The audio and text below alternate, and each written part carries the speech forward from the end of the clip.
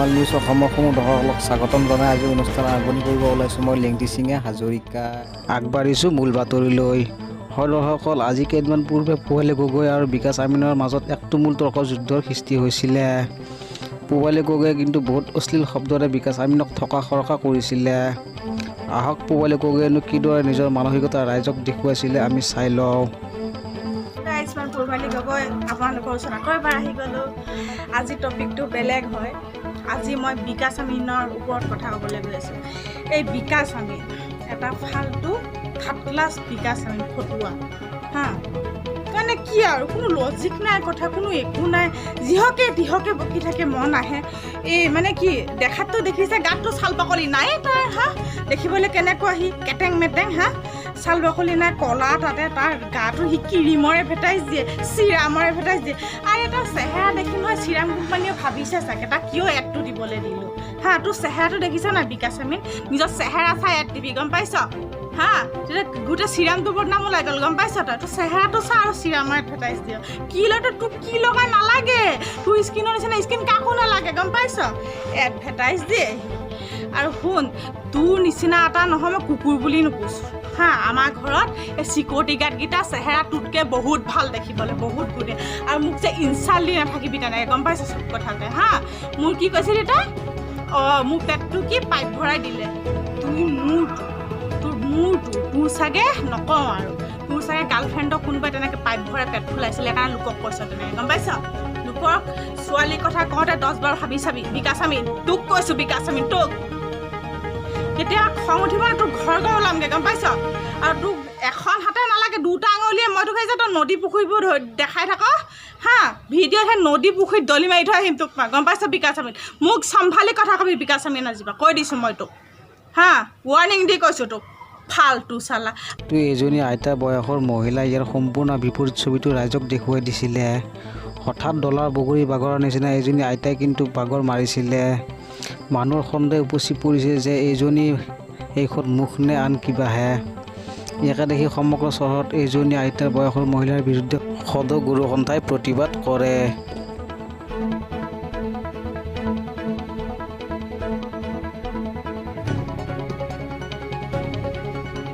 মইনা পেণ্টটো লৈ মোক বহুত ট্ৰল দিছিলে। প্ৰথমতে ট্ৰলটো মানে এই মইনা পেণ্টটোৰ লগতে দিয়া হৈছিলে, সেইকাৰণে হয়তো মই আজি এই লুকছটোত আহিলোঁ। আকৌ এই মইনা পেণ্টটো যোনটো আপোনালোকে বেয়া পায় আৰু চবেই অসমবাসী ৰাইজে মোক বেয়া পায় এই পেণ্টটোৰ কাৰণে, বহুত ট্ৰল খালোঁ। কিন্তু এইবাৰ দাদাৰ কাৰণে আহিবলগীয়া হ'ল এই পেণ্টটো, কিন্তু দাদাইও মোক এই পেণ্টটো ট্ৰল দিছিলে, কিন্তু সেইকাৰণে মই পিন্ধি আহিলোঁ।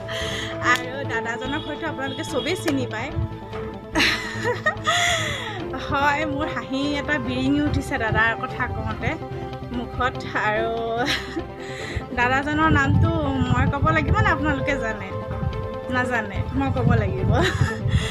কম ভাবকচোন তথাপিতো কোন হ'ব পাৰে সেই দাদাজন, এবাৰ ভাবি চাওক, মাথাটো খটাই চাওক, এবাৰ ভাবকচোন। ভাবি পোৱা নাই? আচ্ছা, ময়ে কৈছোঁ বাৰু 1 2 3। এতিয়া ভাবি পোৱা নাই ন? কৈ দিছোঁ। য়েছ, তেখেতৰ নাম হ'ল বিকাশ আমিন। য়েছ, বিকাশ আমিন। মই কৈ আছোঁ বিকাশ দাৰ কথা। বিকাশ আমিন, লাভ ইউ বিকাশ দা, মই আপোনাক বহুত ভাল পাওঁ।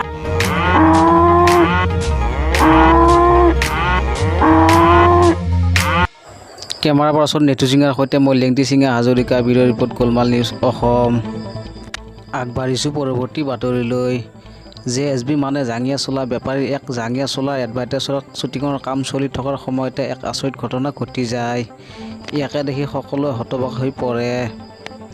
ইয়াতে অনুমান কৰিব পাৰি যে এইজনৰ মানসিকতা কিমান ভাল। ইয়াকে দেখি সমগ্ৰ শ্বুটিংস্থলীত এক হুলস্থুলীয়া পৰিৱেশৰ সৃষ্টি হয়। লগে লগে সমগ্ৰ কুকুৰ সন্থাক কথাটো কোনোবা অৱগত কৰে আৰু লগে লগে ইয়াৰ বিৰুদ্ধে সমগ্ৰ কুকুৰ সন্থাই এক তীব্ৰ প্ৰতিবাদ ঘটনাস্থলীতে আৰম্ভ কৰে। আৰু এই পৰিস্থিতিৰ উমান পাই JSB মানে জাঙিয়া চোলা বেপাৰীয়ে সুযোগ বুজি ঘটনাস্থলীৰ পৰা তেওঁৰ ব্যক্তিগত ঠেলা গাড়ীখন লৈ পলায়ন কৰে।